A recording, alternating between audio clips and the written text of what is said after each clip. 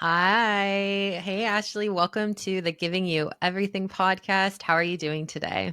Hi, Victoria. I'm doing great. Thank you so much for having me on. I'm excited. I All the topics that know. you talk about are just my jam. So, yeah. Yay. I'm so excited. I've had a chance to listen to your podcast and it's a great one. So I'm excited for everyone to get to hear and learn from you and for you to be in the hot seat today. And then, yeah, would love to hear just an introduction to you. And yeah, what you're up to, a little bit about what people can know about who Ashley is. Absolutely. So, I love to say that I am a multi hyphenate. I know they usually use it in Yes. the entertainment industry, but I'm telling you that it's Ah, actually spanning all different industries. So, I yes. am a lawyer, I'm a storyteller. I try to be a professional heart warmer, which I think is relevant Oh, to what we you talk really about are. today. I feel Oh, that. Yeah. thank you. Thank you. Yeah. Yeah. And so I really love the power of storytelling. And that really spans all the work that I do from my actual kind of day job and career as a lawyer and trying to transition into the people space as well Yeah. as the podcast. And so I'm also born and raised in LA. I'm an only child, Yeah. really big on family. I've been married for a couple of years to my law school sweetheart, if that's a thing, Ooh, where did you go to uh, law school? Harvard. Oh, nice. It's Yeah. no And I know Stanford. Me and yeah. Ashley. It was different. It was It different. was, oh, that's good. It was different. I love both institutions in different ways. I just think Okay. going there's nothing compares to your I undergrad, right? know, I know. And Stanford's a special place. And we went to school just like a few years apart, but didn't know each other. But you played sports at Stanford too, right? Yes, yes. So I ran track. So I was a Nice. 400 runner. I was gonna ask what that is the hardest race. That and the 800. Like those are I ran track in high school and that's a difficult one. Yeah, yeah, I know. I don't know why I was good at that one. I always say, I wish I was a sprinter. I got it from my dad. He was a runner. Oh, So, yeah, so definitely also former athlete. And I think I forgot to yeah. mention podcaster slash entrepreneur. I have Yeah. a podcast called No Straight Path, and it's in the HubSpot Podcast Network. And we look at the human stories behind success. So, all of the highs, the lows, and the lessons learned. Amazing. And if you haven't had a chance to listen to it, we'll chat more about it later. But it's a great podcast, super inspirational. And I think, it's you just get all sorts of ideas from all the guests that you have on as well. And so, yeah, let's talk a little bit about, well, you told me you were into reality TV, which I'm so excited because sometimes I have people on and they're like, I just watch Love is Blind. I just watched this one. And you were watching a lot of the shows that I was excited about. So I'd love to hear, like, what was your gateway into reality TV? Like, what was the show maybe when you were younger that like got you into watching reality TV? Yeah, that's a great question, because I have to go back because I wasn't really into like the real Okay. world. I watched a little Uh-huh. bit of it, but I don't think I really felt seen in those. I Mm. think it might have honestly been The Bachelor. Oh my I think, goodness. yeah, I think it was What The Bachelor. yeah. Do you know what season you started watching? I remember I started it in college. So Okay. I don't know Could what have that been means. Like anybody. 2010, 20, yeah, I don't know Maybe what like season it Ben-ish was. season. I don't know. Did you watch Ben's season? Yeah. Jill, maybe Jill. Maybe I don't remember Jill, but I'm not great with Mm. names. So if you gave me the photo and the Jill was specific like a short scenario, Canadian before Caitlyn was the short Canadian. okay, I do not know Jill. I do not remember Jill. So But in college, probably like The Bachelor. Well, then great. We're yeah, gonna stay on that theme today. Awesome. And in your reality TV love has flourished over time, I imagine. absolutely. Yes, Yeah. absolutely. I love everything usually related to love. I love love. So that's the other thing. Oh. So I think a lot of the reality TV that I like is actually within the romantic realm. Oh. I'm a hopeless, or what actually not a hopeless. I'm Yeah, a you found it. hopeful romantic for everyone if they want it. That is Yes. me. So, yeah, I think that's also why I like reality TV, the Yeah, love. I love that you're so hopeful and optimistic about it because I feel like a lot of people watch reality TV and they're such haters about all of the love shows. And so this is a far out there question, but is there a show where you feel like love is like more certain than others? Like, are you like, hey, go on this show if you're really looking for love? I think you can find it. That's a great question. More certain, that is challenging. That whole premise of certainty and reality TV and love. It, But there is certainly a chance yeah. in, I think, Married at First Sight.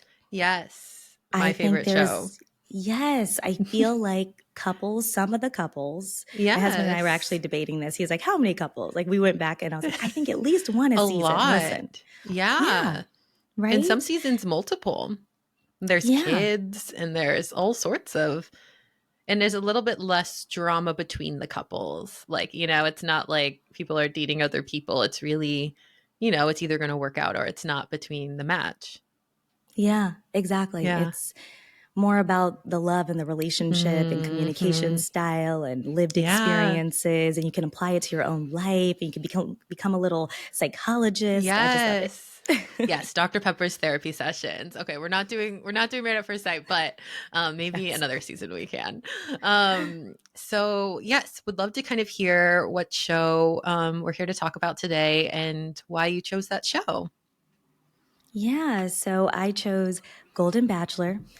I think it is genius. Yeah. Whoever decided to do this, thank you. Thank you so much if you're listening, because it is a gift to us all. A gift. And yeah, I say that for a number of reasons. I think one, it is heartwarming.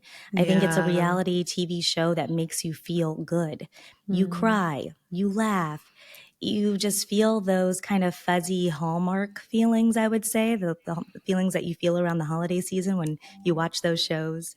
Um, and Yes. so I love that, number one. The fact that there's not that much drama and you can still talk about love, I think is really great. I love that it's from an older perspective and generation. Yes. So there's an age diversity there, which I Yes. think is extremely important. I don't think we see it enough. We don't see the humanity of Absolutely.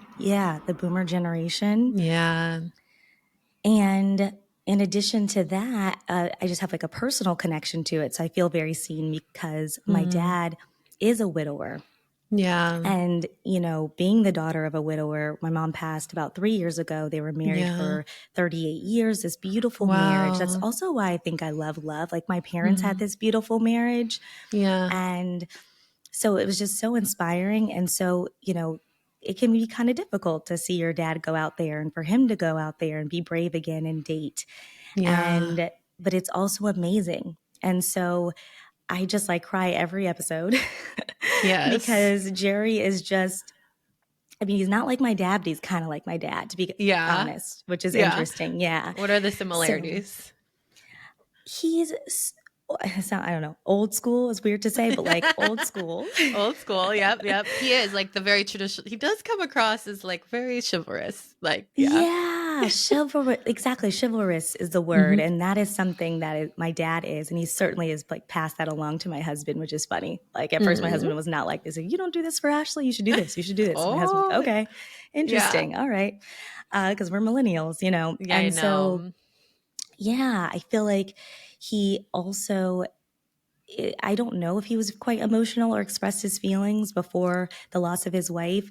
I would say that Mm. my dad was not like that. I saw my dad Oh, cry twice before my mom passed. And wow. since then, I can't count the number of times. Like, Wow. grief really broke him open in Mm. unimaginable ways. And what grief can do to people is it can harden them and it can make them Yeah. bitter, or it can also soften them and make them more beautiful. And I Yeah. think that is what grief did to Jerry, and that is what grief has done to my dad. And so I see that. And I see even just the way Jerry communicates his emotions and Yes. his feelings. Like, okay, Jerry, you are a grown man. We love a grown man. Yes. No playing, he's not playing games. He's here for love. He's open. So Yeah, those are some of the similarities. And he's also handsome. All the women, Oh, like everybody loves my dad. Like I'm like, yeah. y'all, Oh, stay away from really? my dad. They're like, call him Zaddy. I'm like, please stop. Please They stop. call Please him stop. Zaddy. That's right. That is frightening. My friends. Literally, I was like, can y'all? No, no, Yeah, thank we're you. in LA, but no. No. Oh my goodness. I mean, it's so beautiful, I think. And one of the things I think is so beautiful about reality TV is getting to see a reflection of like your own experience. And I think, getting to share that experience of grief and then also like that hopeful romanticism, hopeful romantic on the other side. It's just so great. And it's so interesting you say that about like your dad and about Gary. Like I think that and when I see him, I'm like, oh, he has two daughters. He's always been crying like this, in every single scene. But you're right. It's probably so much of that is, something opening up inside of him and, a realization and also just like I imagine a different experience of life, and what you feel and what you see, the way that the world changes, when you go through something like that. That probably feels really unimaginable. Yeah, yeah. And Yeah. listen, we don't know him. We don't know Gary, Yeah. but he could have always cried too because I have an Yeah, you could. uncle, Uncle Eric. I love him. And he cries at everything, like Uncle literally Eric. everything. We love Uncle Eric, but Uncle Eric is always crying. Yeah, my dad won't be happy I was saying this on this podcast. Sorry, Dad. But my dad didn't cry a lot. And then yeah, there was yeah, into his 60s, he, shed a few more tears than he did when I was younger. So I'm sure again some of it is perspective and hopefully like also our generation rubbing off on them a little bit that like it's okay for like men to be more emotional and express themselves because I do feel like that's probably something that generation didn't get a lot of permission to express and to do. Great. Yeah. Well, okay. You chose The Bachelor. How has the Golden Bachelor like? How have you liked the season? Have you had some favorite moments? Like, what have been like some highlights for you? Yeah, yeah. So I think honestly, just the first episode, I remember just Yeah. seeing all of the stories, Yeah. Oh my of all of the goodness. different women. And that's the other part of it. So we talked about Jerry, but in addition to just like his personal story, also the women are so Yes. inspiring Oh my and goodness. to show their humanity that at that age sometimes we put them in a box and that's like I think the word they called one of the women was like nana and that's grandma and like that's how you see women Oh. in that age group Mm. but because they're known as the grandmother but they're actually so much more than that and so to see them in their full humanity I think has been amazing so I just like loved the first episode and I was hooked because I loved all Yes. the personal stories and all the differences and how they're still playing pickleball and pursuing their passions. And, it was just, yeah, I love that. I think, and then there was also kind of related, I think her name is Joan.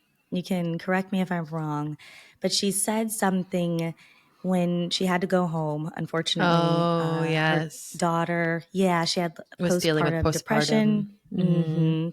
And so she had to be a mom first, Yeah. understandably. And one, it was kind of just, it showed that once you become a mom, you're always a mom kind of situation. And then Mm. so it's really hard to always live for yourself. Uh, and two, though, she said, we become invisible when you Mhm. get to a certain age and less significant.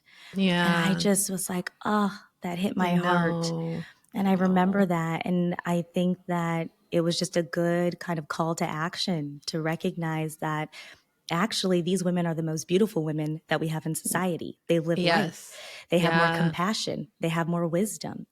And so I hope that we can see more of these images and see more of their beauty. And so I Yeah. think that that has been, yeah, I've loved every second.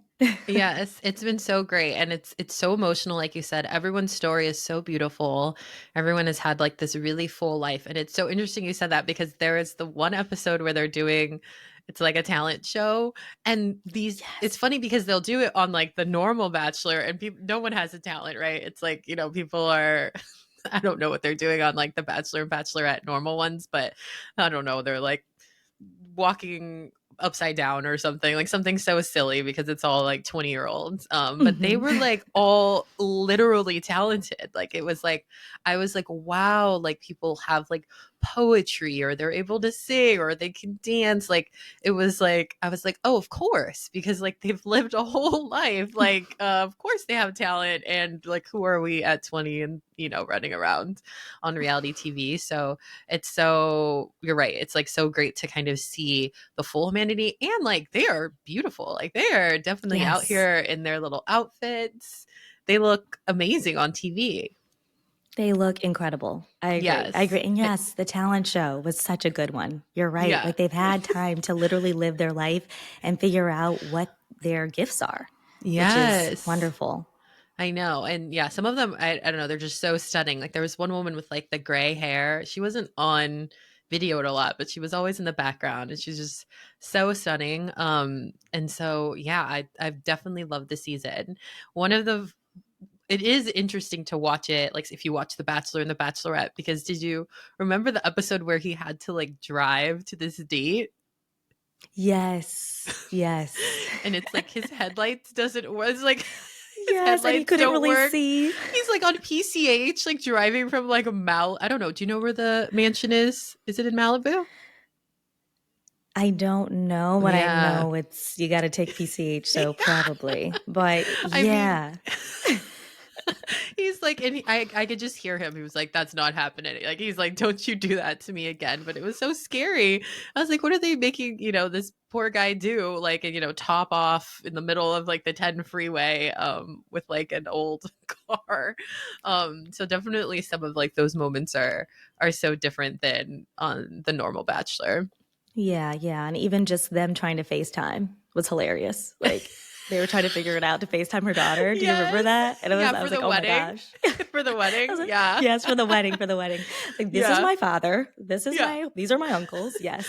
Yeah. Some things that weren't different, which I don't know if you appreciated as an athlete, what was the pickleball challenge, where they were so Oh, intense. yeah. Yeah. No, Yeah. They the were so inner intense. yeah, the Yep. competitive nature came out I for know. sure. It doesn't go away. So it's good to know. Great. And what were your thoughts on some of the drama of the season? I think particularly between, I think the only drama, so that's the only real Yeah. drama was between was it Teresa and Kathy? Um do you remember? What were your thoughts on that Yeah. drama? Y- Yeah, absolutely. So I think that they were honestly just two different people with different approaches I to know. things. And so you just saw it reflected back on the show. And it was even this kind of drama was just like, it was so hard to not like anyone on this show. Like everyone It is just was. so amazing and relatable and funny. So even when Kathy Yeah. was getting mad, it was still just kind of hilarious. It And then was when like she was doing a bit or something. Like she was she was like, she zip it. was upset. Zip it. Like she's like, and I think, she watching themselves, they're probably like, oh my goodness. But I feel like, yeah, they both it made sense why they were like both upset. Yeah, yeah, exactly. It's just I got both sides. I also think it was cool during the after the rose ceremony how Mm-hmm. they look back and they just Yes. settled everything and how there was so much camaraderie amongst the I women. know. And so I thought that was really beautiful too. It wasn't like actual drama. It was just difference in personalities and natural Mm-hmm. conflict that comes up when you're dating the same person. Like this Oh is my a very goodness. unnatural environment. Yes, yeah, and watching that, like, sometimes they start to get jealous, and I feel like Gary just like, of course, handles it perfectly. Like he's so understanding, and I was watching it today as I was catching up, and I was like, oh, like because Gary's like so lovable, like because he's so nice, everyone actually fell in love with him, and it almost feels like worse than the normal Bachelorette season because like everyone is literally in love with him. So when he breaks up with them, they are just, so upset because of like how kind and genuine and nice he is. That I imagine he's probably hard to read actually. As to like I even was shocked in the last episode as to who we let go. I thought she was gonna win the whole season. And so I do Yeah. think he because he's so kind to everybody, he's a little hard to read. Yeah, I agree. I agree. And yeah, and it's the stakes are just higher. right? When you Yeah. think about the Yeah. women and the lives that they live, like we're dealing with Yeah. widows, divorcees, women who haven't been Yeah. open to love in 20 years. They say it was Yeah. women who had never had a true love. Their Yeah. families worry about them. They want them to be happy, understandably.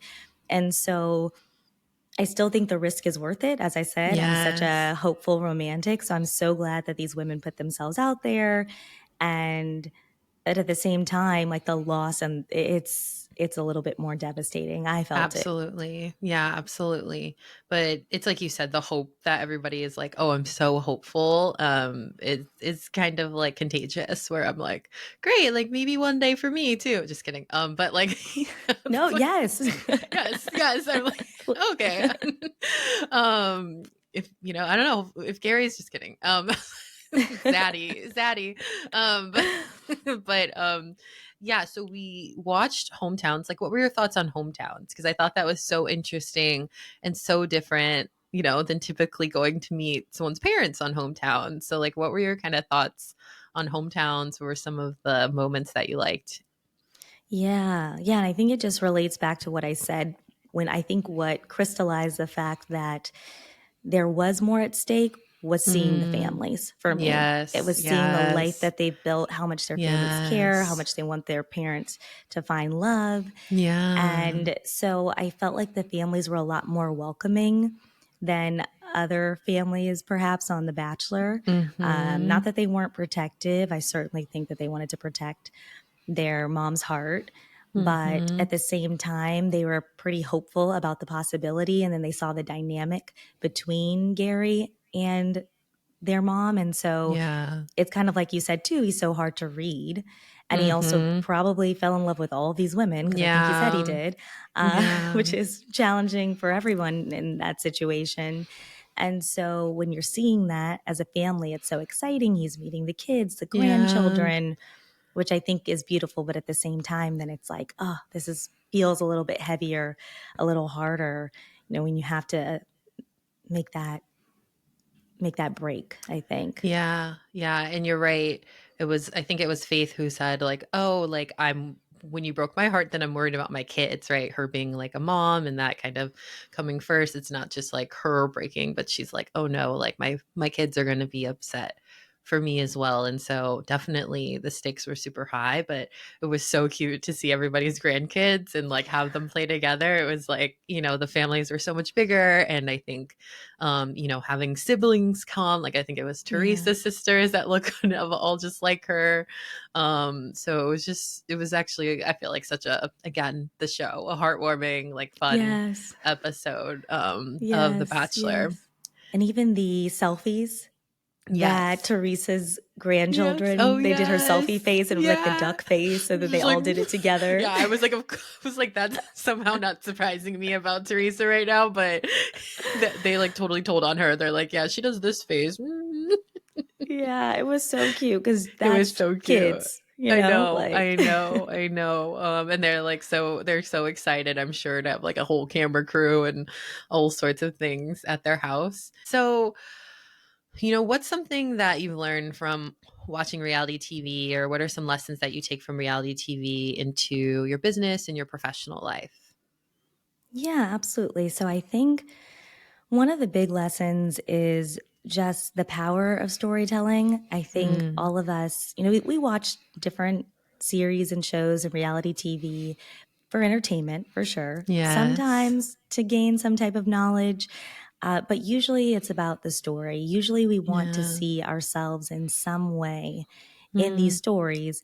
And I think that that is it affirms the work that I'm doing in my mm, business because it's all based on shedding light on the humanity behind success.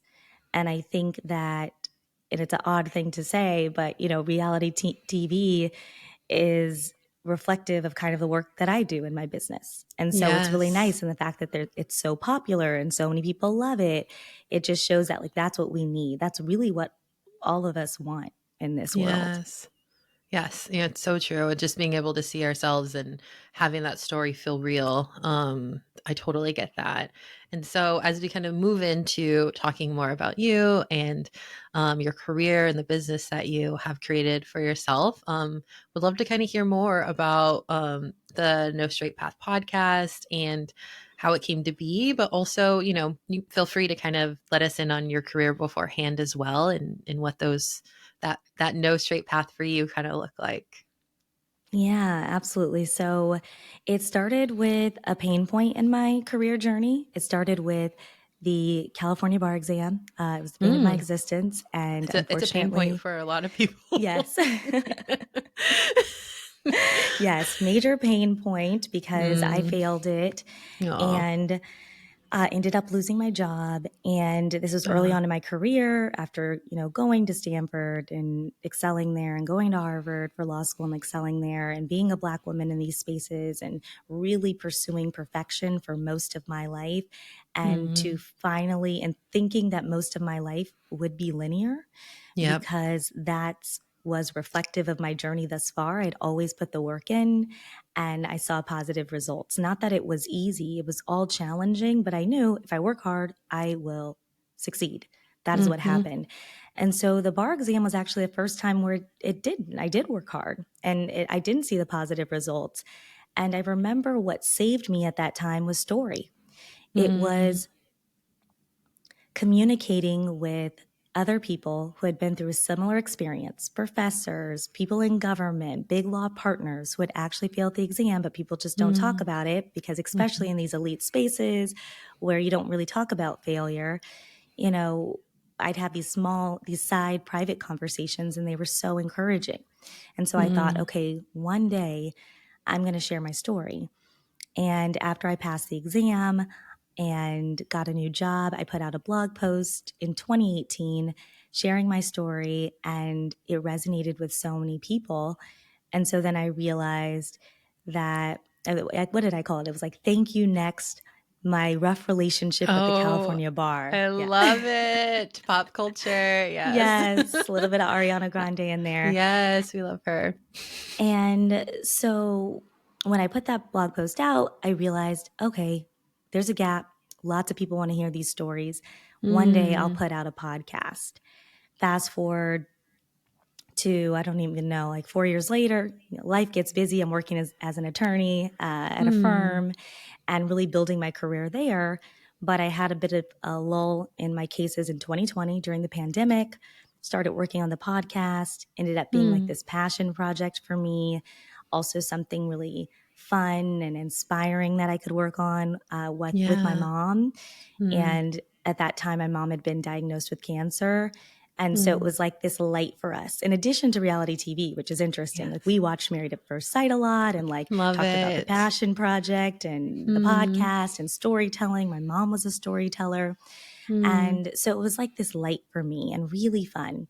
And then things got busy again. My mom, health really declined. And so in 2022, a year after she passed, I Mm. put out the podcast teaser to honor her because I Wow. knew, what can I do with my grief? How can I Mhm. channel this in a positive way? And that's what I did. And I knew my mom, that's what she would want me to do. She would say, girl, this podcast is going to help so many people. You got to put it out, you got to Oh, help the people. And so yeah. that was very much her energy. And so I put it out, and then this is where I say divine timing, because 3 weeks later, HubSpot reached out to me to join their Creator Accelerator program. And so it was a very cool opportunity, very serendipitous. At first, I had to Google creator and accelerator because I'm a lawyer. I'm like, what are these people talking about? Yes. What is the commitment? I am a busy woman. I do know what it means to sign a contract though. Yeah. Yes. Yep. Right. I literally Yes. sent it. It was, sent my contract to friends, hired a lawyer, did all the Yeah. things. And then I just realized, what would my mom say? What do I want to do? Let Mhm. me just try it. Let me just see. Let me see myself in a different lane. And I'm so happy I did because it's Mm. certainly the work that lights me up. It's my Mm. happiest place, my most joyous place. I love podcasting. I love storytelling. I love Yes. connection.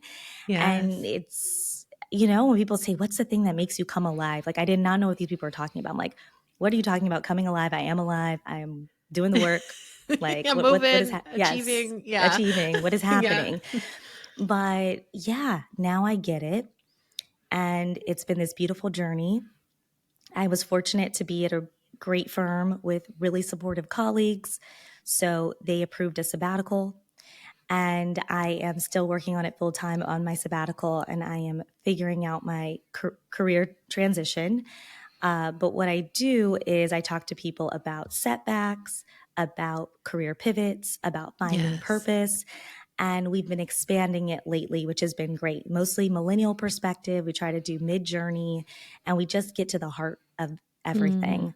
And, I think there's a lot of great content out there that they provide practical advice on how to succeed in this world. And I think it's helpful, and I certainly needed it. And I think I needed everything in my career to get to where I am today.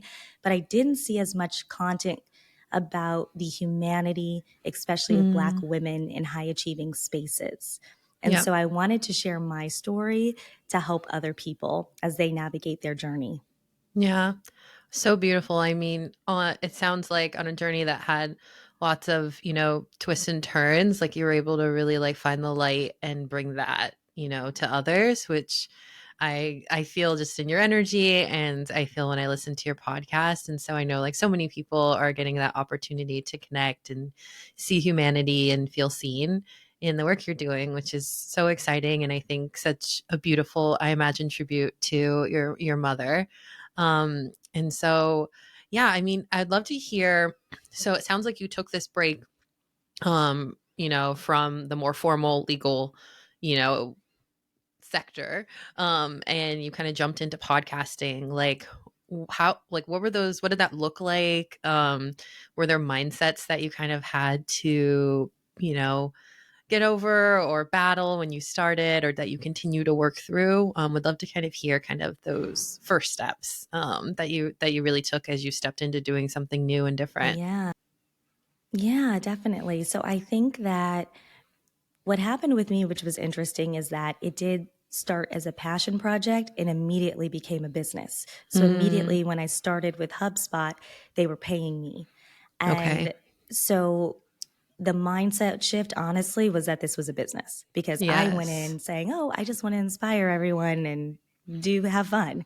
Yeah. And not that, building a business isn't fun, but it's still business. So, Yes. as you know, and so there are a lot of challenging parts. Yeah. And I was coming off of just a challenging, like a beautiful part of my Mm, life, but also a challenging part uh, yes. in my journey. Just full disclosure, I had just Yeah. gotten married, and it was the best day of my life. But Mm. the day before, my grandmother passed away. And so it was like this Wow. other thing of grief. And the year before, my mom passed away. So it was like a lot of Yeah. stuff for me. So mentally, I could not shift to business quickly enough. Number one, Mm, I think, because I think I was still in a place where I needed to heal. mm, But fortunately, life gives you what you need. And mhm. so I was in an accelerator program where I had to basically get a whole bunch of downloads very quickly. And so you have to grow very quickly. And so there are a lot of things that you have to do. You have to have your newsletter. You need to post content all the time. You need to have weekly content out. You need to appear on different podcasts. You need to continue to do growth strategy, look at your numbers, figure out what's sticky with the audience, what's not. And so putting all those systems and processes in place in a short amount of time actually led to burnout for me. Yeah. Yeah. And then I was fortunate because HubSpot put me in a different program when I didn't make the download target. I did grow uh, very fast for having a new show. So I was very grateful for Yeah. that. But I also wanted to do work that's in alignment with who I am and how I want to live.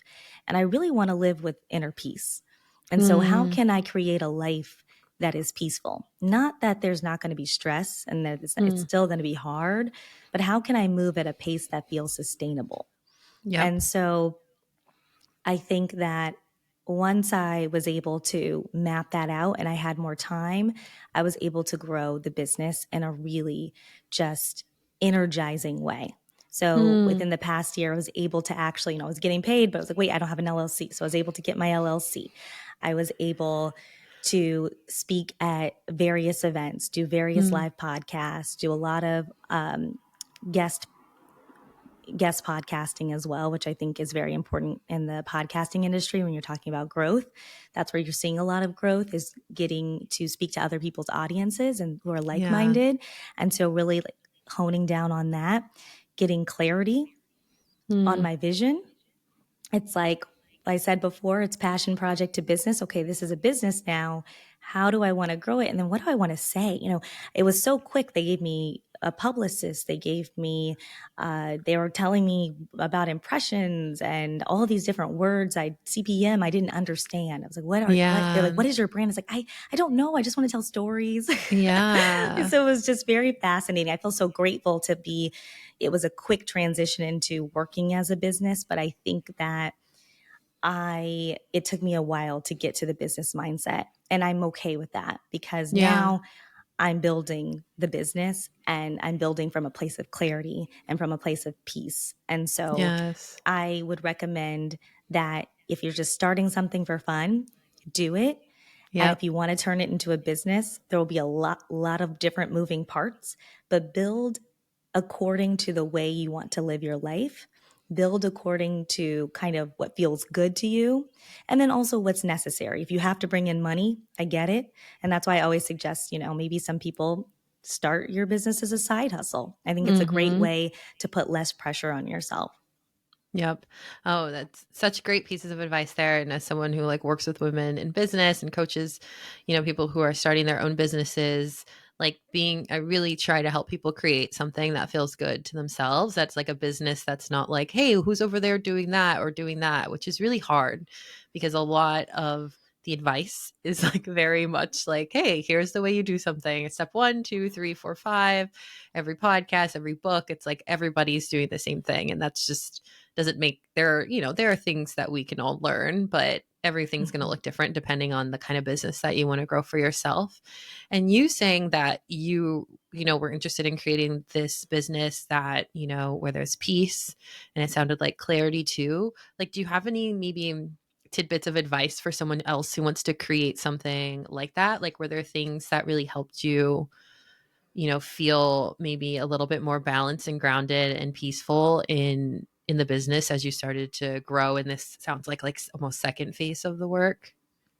Yeah. So, a few things. I think that one, you're just going to have to test and iterate, which is great.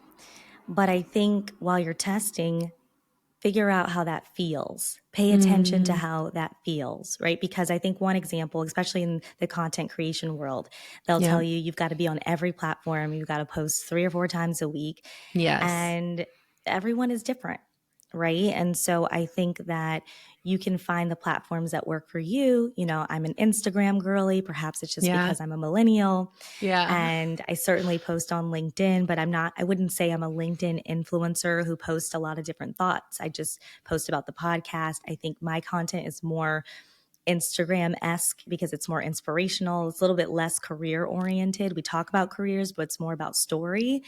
Yeah. And I think perhaps too, just because with the day job and everything, I don't want to do as much LinkedIn. Yes. So Yes. I do more of that kind of corporate content on LinkedIn and more of me on Instagram.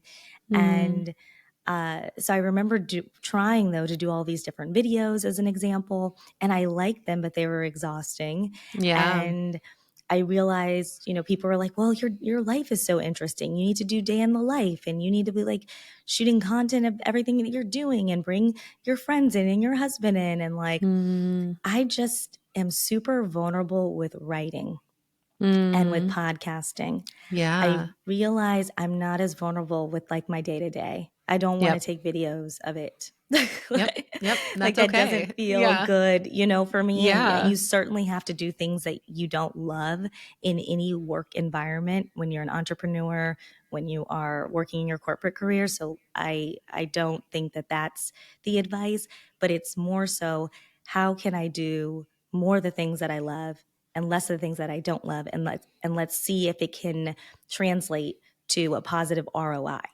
right? Yep. Because when you are doing things that you enjoy, it usually is a positive Yep. ROI. Yep. Absolutely.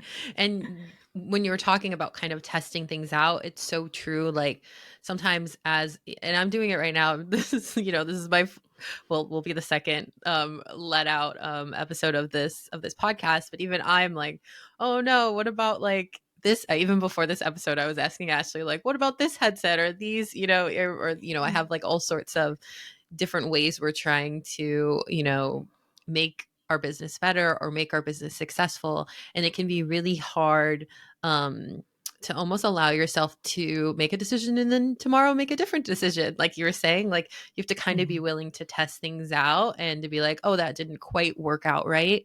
Let me like pivot and do something a little bit different. And there's a lot of grace to give ourselves, I think.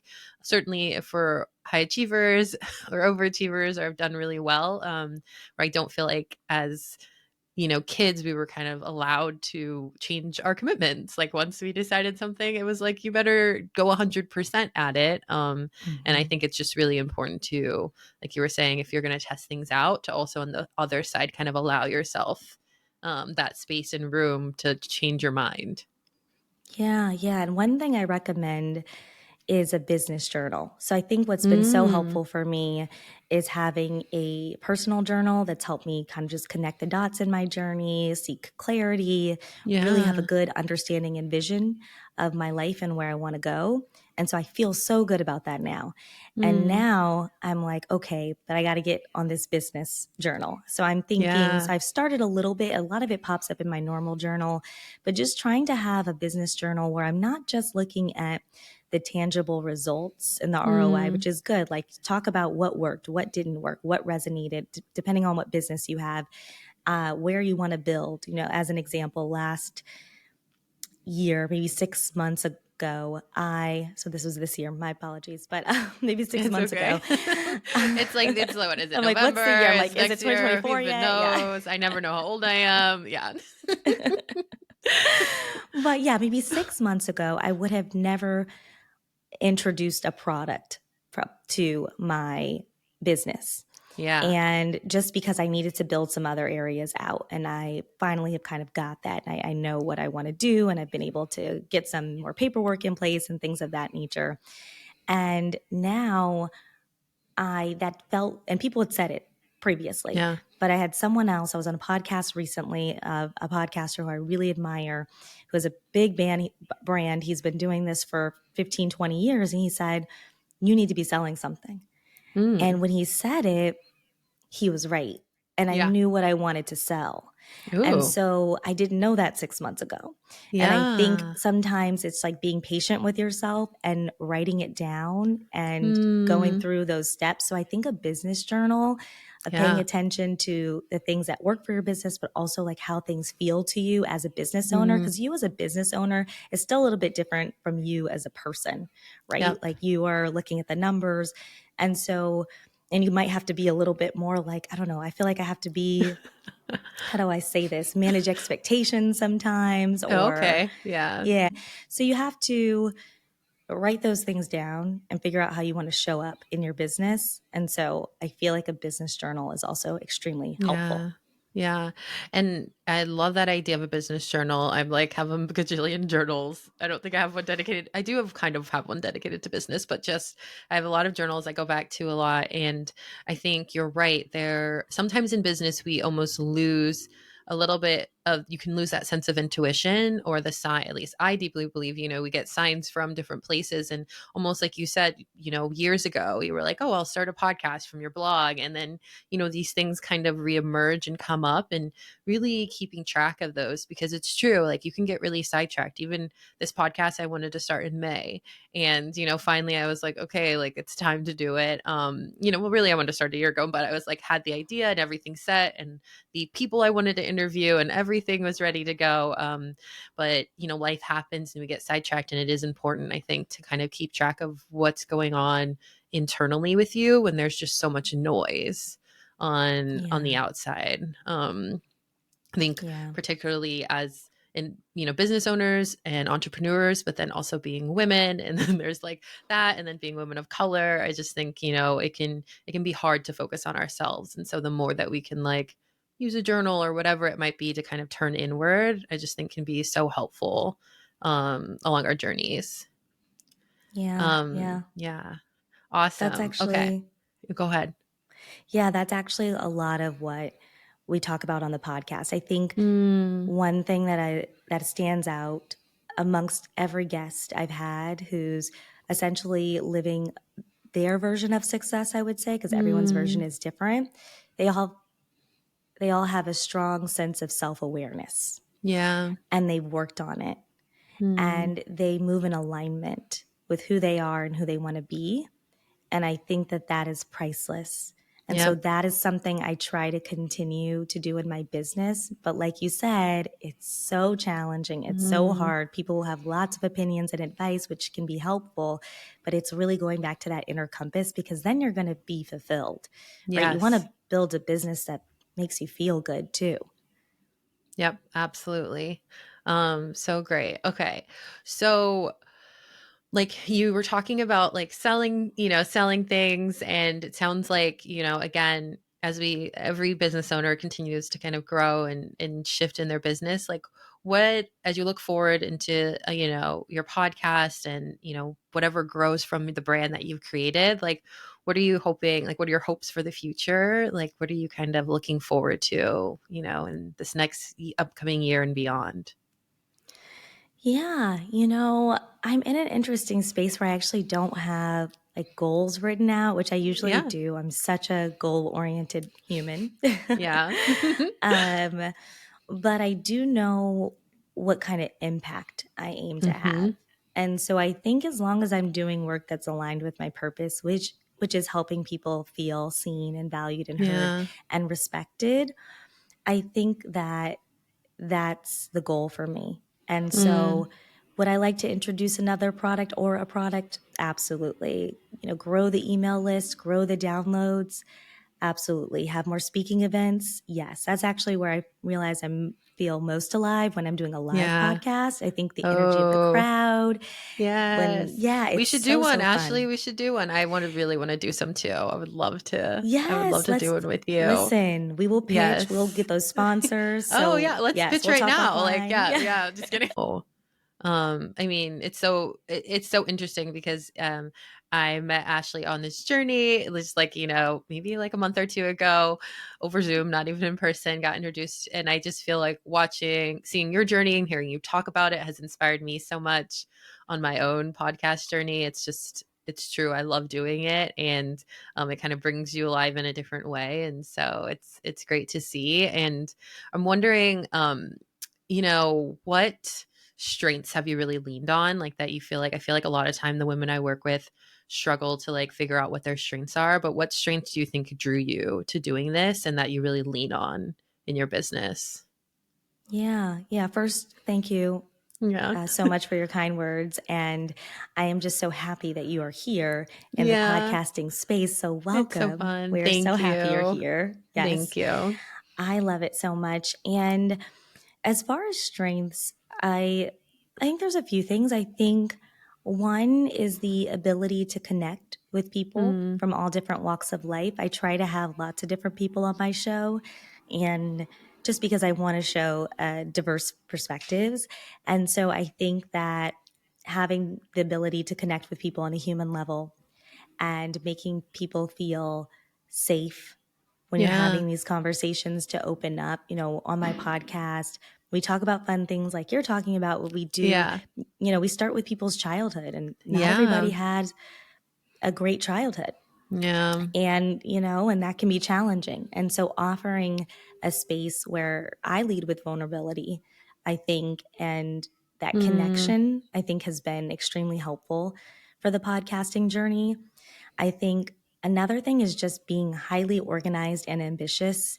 That stuff will go a long way. It'll take you in a lot of different places. I think sometimes yeah. we limit it to, the corporate context or like my lawyer friends, that's what I would do as a lawyer. But I was talking to other friends who are outside of that industry, and I was actually working on a podcast episode where I was working with a great writer. She went to law school as well, and she actually is the writer and producer for A League of Their Own on Amazon, and she's worked on so many different great things. And I remember when I was sending her the info, she said, "Wow, like you are so organized."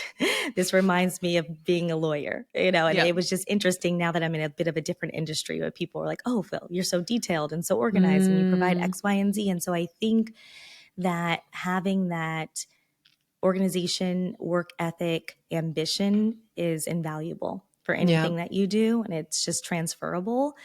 And so that helps me with planning ahead and batching episodes and understanding all the laws. I've become a marketing lawyer, an IP lawyer, Love it. advertising lawyer. And so, All the lawyers I need. yes.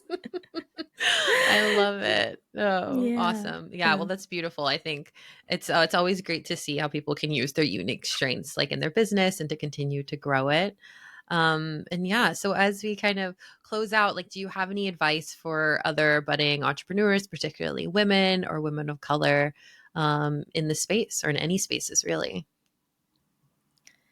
Yeah. I think that if you decided to become an entrepreneur and do this work, this is where you're supposed to be. Mm, I think it is extremely challenging to do this kind of work. And so first I just want you to be proud of yourself and to mm, be kind to yourself and to give yourself grace, because I think we see a lot of the shiny things on social media, but I know how hard it is behind the scenes. And so I think that number one, you've got to do that to keep on going. And in addition to that, I think that you do need to believe in yourself. I know it yeah. sounds cliche, but it can be hard. And when you Mm-hmm. are growing something and when the market is challenging and when this, deadline, you have to meet this deadline and this unexpected issue came up, and then you've got to figure out if you have enough funding and, all these, and then you have a personal life on top of that. Yeah. That's also hard. And so I think that you have to continue to believe in yourself because you really can do it. I mean, I have not talked to anyone on my podcast who hasn't done it, but it hasn't Mm, been easy. But the thing that distinguished them is the belief in self. And it's mm, the unwavering belief in self. And if you can put yourself in a supportive community, I think that's going to be good mm, too. You want to yeah. have those realistic skeptics in your corner who are going to poke those holes. Thank God for, my lawyer friends. But you're Yes. going to want those dreamers. I always Mm, characterize myself as a practical dreamer. And I think that balance is extremely helpful. But it's really just belief, self oh, belief. I love that. And I needed to hear that today. So thank you, Ashley, for that advice for sure. And yeah, so since we talked about, talked about the Golden Bachelor, you talked about your career and your podcast, what other reality TV shows do you think people should be watching right now? Do you have some recommendations? Certainly, I think as we head into Thanksgiving, for things that people should be watching. Yeah. So Uh, well, I love Married at First Sight. So I'm Yes. watching The that. I'll be season's watching that good. tonight. The season is good. Yes, Yeah. I agree. And it'll be interesting to see what happens here. But I hope we get a love connection or two. I hope we get someone who makes it to the end. I know. I know. Me too. Me Yeah. too. So I love that show. In addition to that, Bravo is really releasing a lot of shows right now. So if you're a Real Housewives fan, Yes. they've got them all. They've got Potomac out. They have Beverly Hills out, Yes. and who else do they? And then the They other have one that I do like. Oh, what were you gonna say? go ahead. I like Married to Medicine. Oh. Yeah, yeah, it's a good one. It's a little bit too much drama, but it's kind of cool to see Black female doctors on Yes. screen live their lives with Yes. their families and their partners, and it'll show them in the operating room. There's OBGYNs Yes. and dentists, and they have famous clients, so it's kind of cool to see that. And so Yeah, and they'll bring some awareness to health issues affecting Black women. So I think, yeah, I've never seen that on reality TV. So I think that's really cool. It is. And Phaedra's on this season too, I think, right? So She's it must be back. interesting. Great. Well, thank you so much for joining me today, Ashley. Where can people find you at? Online, on Instagram? Where should people look for you? Yeah, so I am on LinkedIn, Ashley Menzies Babatunde. I'm on Instagram, personal as MS underscore Menzies. Menzies is Menzies. And the No Straight Path Instagram is no underscore straight underscore path. And yeah, would be happy to Yeah, that's connect. all the places to find you. And so just thanks so much for coming today, chatting with me about the Golden Bachelor. I'm so excited to continue to watch you flourish on your podcast and hear the rest of these beautiful stories that everyone's been sharing. Oh, thank you so much, Victoria. I've had so much You're fun. Thank you. welcome. Yay.